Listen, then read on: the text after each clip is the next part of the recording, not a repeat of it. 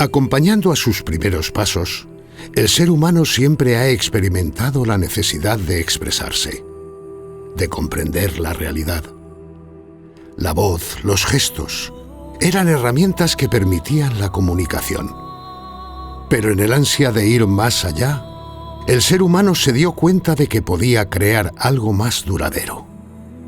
Algo que lograba esquivar los límites del tiempo y permitía abrazar esa realidad tan fascinante y amenazadora que le rodeaba.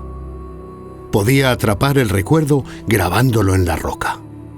Podía insuflar su espíritu a lugares tan especiales como la Cueva de la Griega, donde esas figuras creadas hace miles de años todavía hoy se comunican con nosotros. Cueva de la Griega, guardiana de los signos de Pedraza.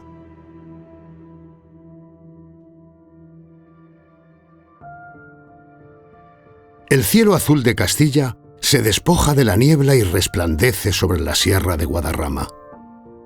El río Vadillo serpentea entre los recovecos de un paisaje agreste de profundos valles y quiebra el monte creando un cañón antes de rodear la villa de Pedraza. El río, travieso, ha generado con la erosión del paso del tiempo numerosas oquedades abiertas en la roca que asoman a lo largo del curso de sus dos márgenes. Son varias las cuevas que surgen acompañando el discurrir del río. Pero hay una que ha acaparado la atención de los arqueólogos: la Cueva de la Griega. Esta se sitúa en la margen izquierda del cañón que forma el río, apenas a unos 50 metros de su cauce, y destaca sobre las demás porque alberga en su seno indicios de ocupación o frecuentación humana desde el Paleolítico Superior en adelante. La caverna se despliega en un recorrido sinuoso, no en exceso ramificado que, en general, sigue dirección noreste-sureste. Sus galerías, formadas en las piedras calizas hace 100 millones de años, cuando los dinosaurios aún poblaban la península ibérica, alcanzan un desarrollo conjunto de algo más de 200 metros. Para acceder al interior hay que atravesar un pequeño abrigo e introducirse por un estrecho vestíbulo, un anticipo angosto que nos lleva hasta la galería de entrada, donde se encuentran los primeros grabados, paleolíticos y postpaleolíticos. Si observamos la cueva desde arriba, comprobaremos que está formada por una galería de entrada que se extiende a lo largo de unos 80 metros hacia el sur. En este punto, la cueva se ramifica en otras 3 galerías que profundizan cada una de ellas otros 40 metros más. Los arqueólogos han dividido ese recorrido en 10 sectores para facilitar su estudio. En el primero, que es el más cercano a la entrada, ya aparecen grabados rupestres, cuya presencia va aumentando a medida que avanzamos hacia el interior. El sector 3 es el que contiene las muestras más numerosas. Y a partir del sector 4, la galería inicial se divide en 3 ramales por los que se distribuyen los sectores restantes. Los numerosos grabados e inscripciones que guarda la Cueva de la Griega la convierten en una referencia de primer orden para el estudio del arte rupestre y de la escritura romana en la meseta norte. Diversos grupos sociales han dejado su huella en ella de manera reiterada desde la última etapa del Paleolítico hasta épocas históricas recientes. Esto ha favorecido que aparezcan numerosos paneles, oquedades y techos cubiertos de grabados prehistóricos, paleolíticos y pospaleolíticos, inscripciones romanas y otras de épocas posteriores. La concentración de series de grabados tan dispares ha exigido la intervención de un amplio equipo interdisciplinar que aúna la experiencia de profesionales de diferentes departamentos universitarios. Pero estos tesoros han seguido un azaroso camino antes de que pudieran ser objeto de estudio académico.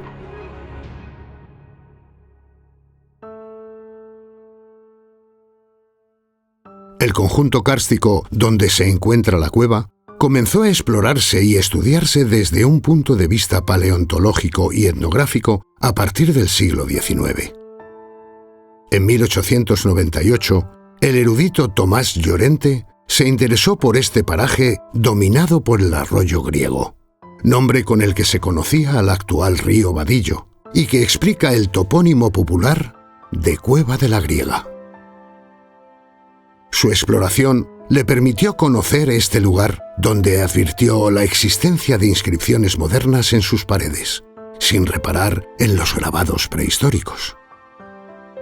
Estos últimos no serán descubiertos hasta 1970, momento en el que Ballesteros y Herrera, miembros de la sección espeleológica de la Sociedad Deportivo Excursionista de Madrid, identifican el llamado Caballo del Descubrimiento, grabado sobre arcilla cerca del techo, a unos 45 metros de la entrada actual.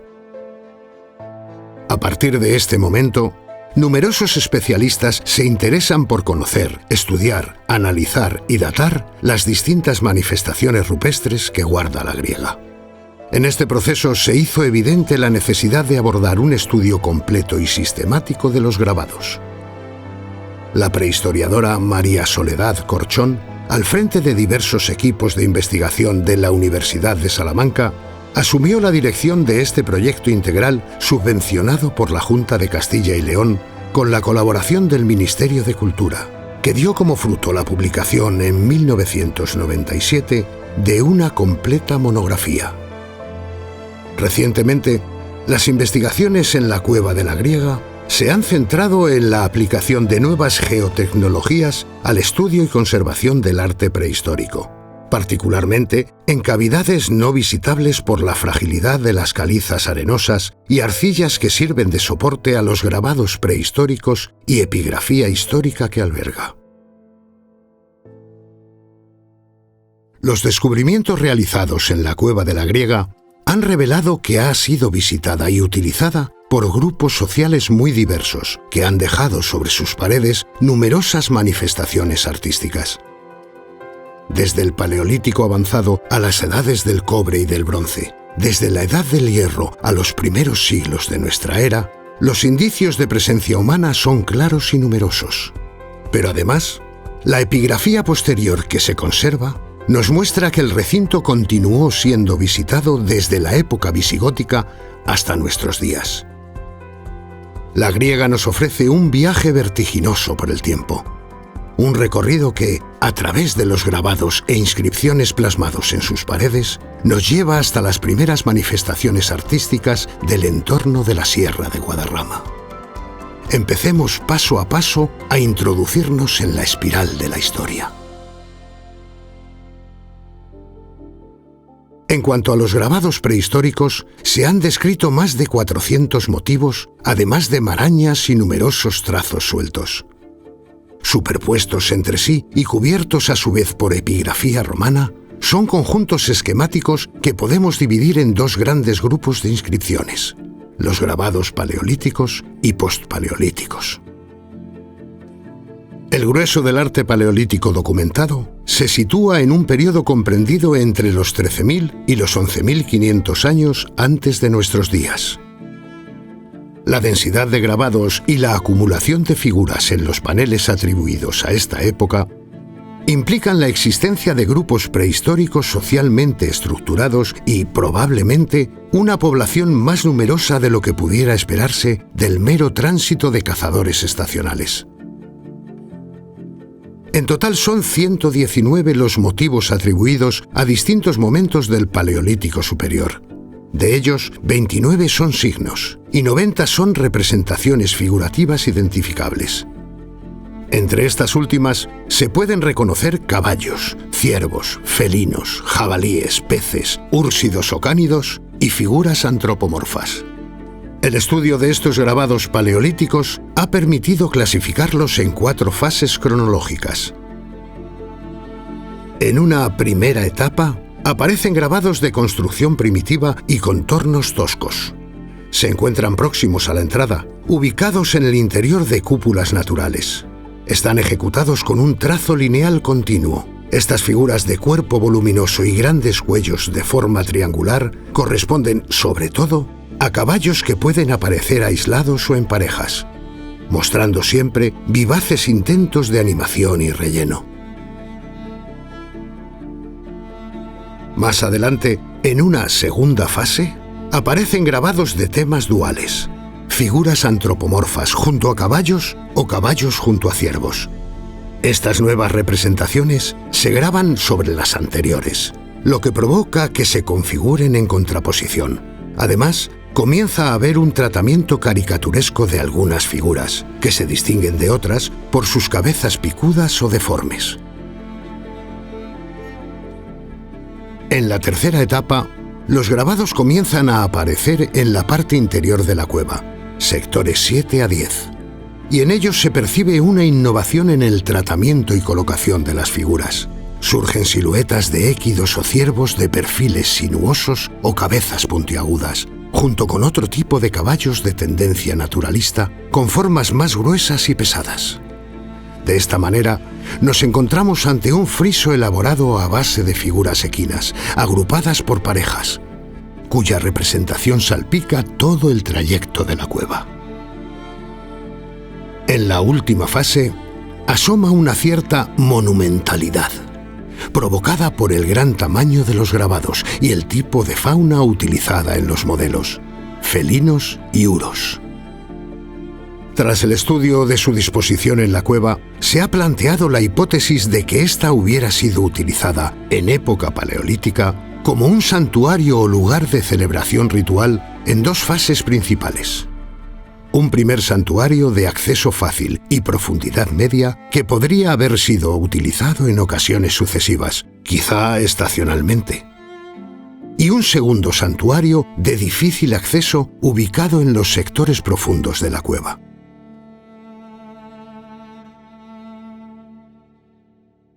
La técnica más empleada en estos grabados paleolíticos es la incisión simple, de trazo ancho, 2 a 3 milímetros, y marcado, 1 a 2 milímetros de profundidad. Pero no solo se utiliza este método. En los motivos figurativos se aprecian otras técnicas, como digitalizaciones, trazo inciso o trazo discontinuo. La digitalización consiste en la creación de un motivo utilizando el dedo impregnado en una materia colorante previamente diluida. Este modo de aplicación del pigmento es probablemente el más empleado en el arte paleolítico. En cuanto al trazo inciso, este se realiza delineando una figura ayudándose de un útil con punta. En un trazo inciso, la ejecución puede variar de manera muy significativa en función del número de pasadas, de la orientación de la herramienta o de la naturaleza del soporte. Finalmente, el trazo discontinuo se diferencia del trazo inciso en el modo de aplicación y también en el utillaje empleado para realizarlo. La principal diferencia reside en que el movimiento de la mano implica un golpeo repetido por percusión directa o indirecta en lugar de un arrastre continuo y homogéneo. Como dato de interés, hay que subrayar la utilización e integración de los recovecos propios de la cueva en las distintas representaciones. De esta manera se aprovechan, por ejemplo, oquedades para marcar la cabeza de los équidos y cambios de nivel o cornisas pequeñas para resaltar detalles como los ojos.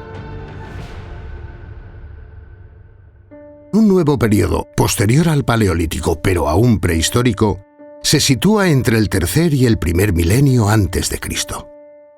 Comienza en la Edad del Cobre y se extiende hasta la primera Edad del Hierro. Se han descrito en la cueva 311 motivos pospaleolíticos en los que se percibe una gran economía de procedimientos de ejecución y una falta de organización en el trazado de los motivos, que habitualmente son irregulares y de contornos poco definidos. De nuevo, podemos distinguir entre ellos 4 modalidades de grabado. En primer lugar, trazos digitales que configuran motivos sinuosos llamados meandriformes o macarroni, que producen un surco característico de perfil redondeado.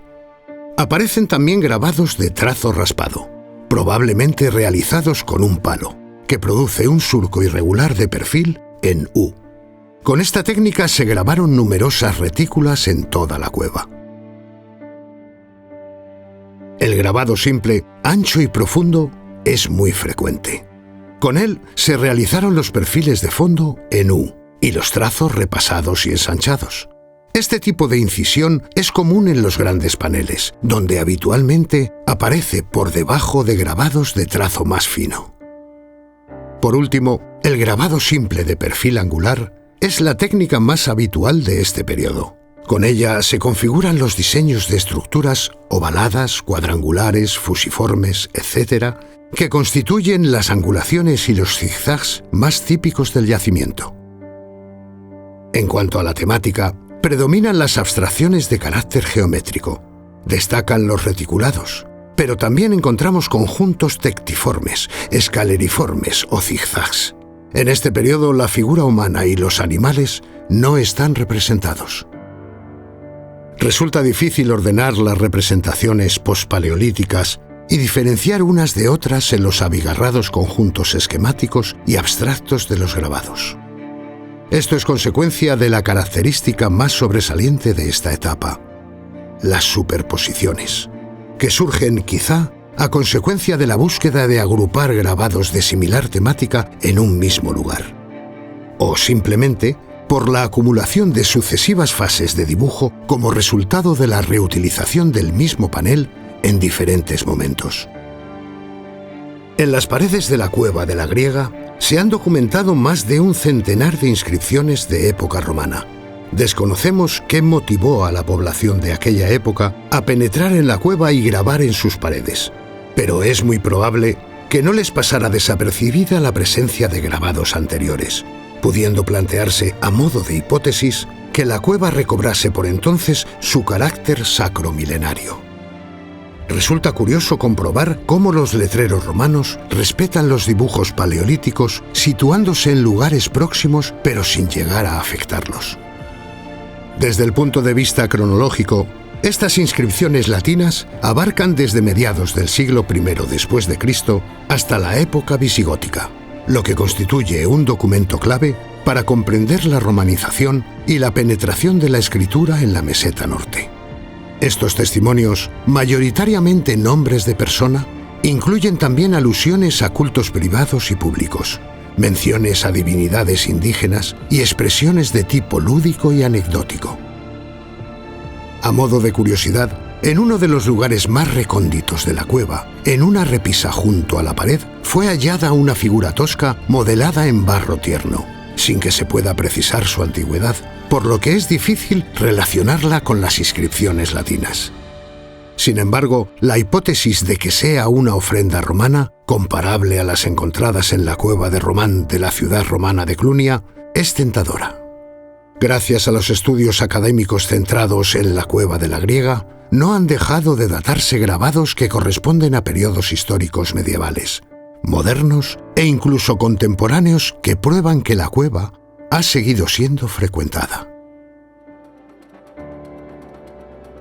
Hay lugares especiales que poseen un poder de atracción singular, y este es uno de ellos.